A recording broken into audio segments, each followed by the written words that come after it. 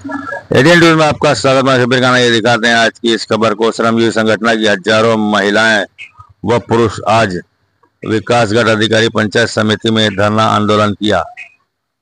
प्रधानमंत्री आवास योजना के अंतर्गत 4437 कच्चे मकानों को पक्का करने हेतु गवर्नमेंट की ओर से मिलने वाली निधि को समय पर नहीं दिया जा रहा है। घर को हकदार को जल्द से जल्द घर देने सप्ताह सूत्री अमल बजावनी जल्द होनी चाहिए। वन विभाग की जगह गौठान को जल्द से जल्द दिया जाए, ऐसी मांगनी को लेकर आज ये धरना आंदोलन किया गया। उक्त अवसर पर श्रमजीवी संगठन के संस्थापक विवेक भाऊ पंडित, विठल ताई पंडित, अध्यक्ष राम भाऊ वारणा और सभी पदाधिकारी व भारी संख्या में महिलाएं उपस्थित थी। आइए देखते हैं इसकी झलक। घरकुलाचा हप्ता मिळाल्याशिवाय जाणार नाही, घरकुलाचा हप्ता मिळाल्याशिवाय जाणार नाही। अरे कोण म्हणतो देणार नाही, अरे प्रशासन म्हणतो देणार नाही। या अधिकाऱ्यांचं करायचं काय? श्रमजीवी संघटना जिंदाबाद। खरं तर या देशातील प्रत्येकाला राहण्यासाठी चांगलं घर मिळावं, कारण तो त्याचा मूलभूत अधिकार आहे। आणि त्यासाठी या देशाचे पंतप्रधान माननीय नरेंद्रजी मोदी यांनी चांगल्या योजना आणल्या। त्यामध्ये जनमन आवास योजना असेल, प्रधानमंत्री आवास योजना असेल, त्याचबरोबर मोदी आवास योजना, शबरी असे अनेक घरकुलाच्या योजना आल्या। परंतु या योजनांची अंमलबजावणी ज्या प्रकारे चांगल्या प्रकारे व्हायला पाहिजे ती प्रशासनाकडून होताना दिसत नाहीत। त्याचं उत्तम उदाहरण सांगता येईल की भिवंडी पंचायत समिती कार्यालयाअंतर्गत भिवंडी तालुक्यामध्ये 7245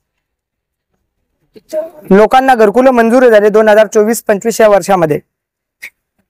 परत पहिला हप्ता या सर्व लोकांना मिळाला, परंतु त्यापैकी 7245 पैकी 2106 लोकांना दुसरा हप्ता वितरित केला गेला।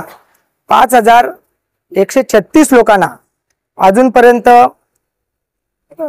दुसरा हप्ता वितरित केला नाही। त्यामुळे अनेक लोकांची घरं अर्धवट राहिली। आपल्याला कल्पना की 2 महिन्यानंतर पावसाळा सुरू होईल। जर हे वेळेत त्यांना हप्ते मिळाले नाहीत, निधीचे हप्ते, तर लोकांना भर पावसात राहावं लागेल। आज लोक उघड्यावर राहत आहेत।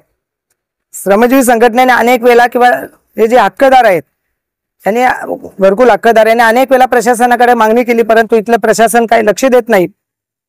आतापर्यंत फक्त जे सांगितलं तुम्हाला की जवळपास 5136 लोक अजून बाकी आहेत आणि यांचे रोज हप्ते टाकले जातात फक्त 200-300 लोकांना। तर कधी पूर्ण होणार? दुसरं एक महत्त्वाचं कारण सांगेल की भिवंडी तालुक्यामध्ये 1833 जनमन योजनेमधून घरकुल मंजूर झाली। सुरुवातीला शासनाने सर्वे केला, त्याच्यामध्ये 1133 घरकुल मंजूर झाली। परंतु आमच्या श्रमजीवी संघटनेच्या असं लक्षात आलं गावपाड्यात काम करत असताना की अनेक कातकरी लोक या योजनेपासून वंचित आहेत। आणि ज्यावेळेस आम्ही माहिती घेतली त्यावेळेस आम्हाला भिवंडी तालुक्यातले दुगाड ग्रामपंचायत आढळली, कुरून आढळल्या, अशा अनेक ग्रामपंचायत आहेत। परंतु तिथे आम्ही आंदोलन केली त्यावेळेस असं लक्षात आलं की एकाही कातकरी कुटुंबाला ज्याला गरज आहे, जो बेघर आहे, जो ज्याचं घर कच्चं आहे, त्याला त्याचं सर्वे मध्ये नाव घेतलं नाही, त्याला घरकुल मंजूर केलं नाही। शेवटी त्या कुरून ग्रामपंचायतीमध्ये, त्या दुगाड ग्रामपंचायतीमध्ये आम्ही आंदोलन केलं आणि या कातकरी लोकांना तात्काळ घरकुल द्या अशी मागणी केली आणि प्रशासन खडखडून जागे झालं।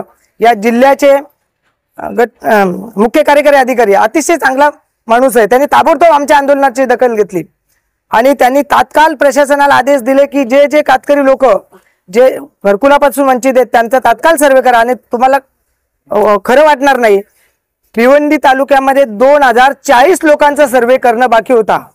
2040 लोकांचा सर्वे झाला, ती घरकुल आता मंजूर झाली, परंतु अजून त्यांनाही हप्ते मिळालेले नाहीत। अजूनही लोक घरकुलांपासून वंचित आहेत, अजूनही त्यांनी पूर्णपणे सर्वे केलेला नाही। ते ग्रामपंचायत अधिकारी असतील त्यांनी पूर्ण सर्वे केलेला नाही। कारण असे सांगितले जात आहे की त्यांच्याकडे आधार कार्ड नाही।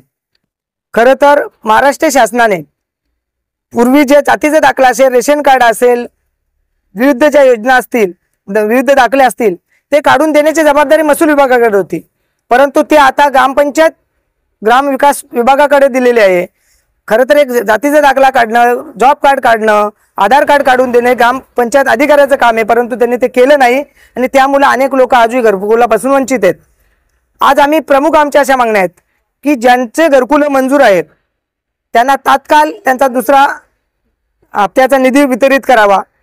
दुसरं, अनेक ज्यांना घरकुल मंजूर झाले त्यांना स्वतःला घरं बांधायला जागा नाही, ती घरं बांधायला जागा द्यावी म्हणून महाराष्ट्र शासनाने 2 फेब्रुवारी 2024 रोजी एक परिपत्र काढलं, शासन निर्णय काढला की 100 गुंठे जागा त्या वस्तीला आदिवासी लोकांना घरं बांधायला द्या, गावठाण मंजूर करा.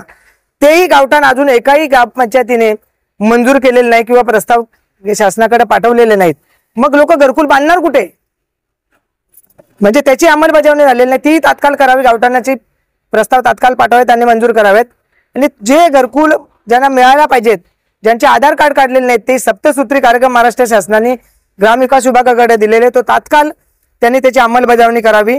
जोपर्यंत या मागण्या आमच्या आज पूर्ण होत नाही तोपर्यंत आम्ही हे आंदोलन असंच पुढे चालू ठेवणार आहोत.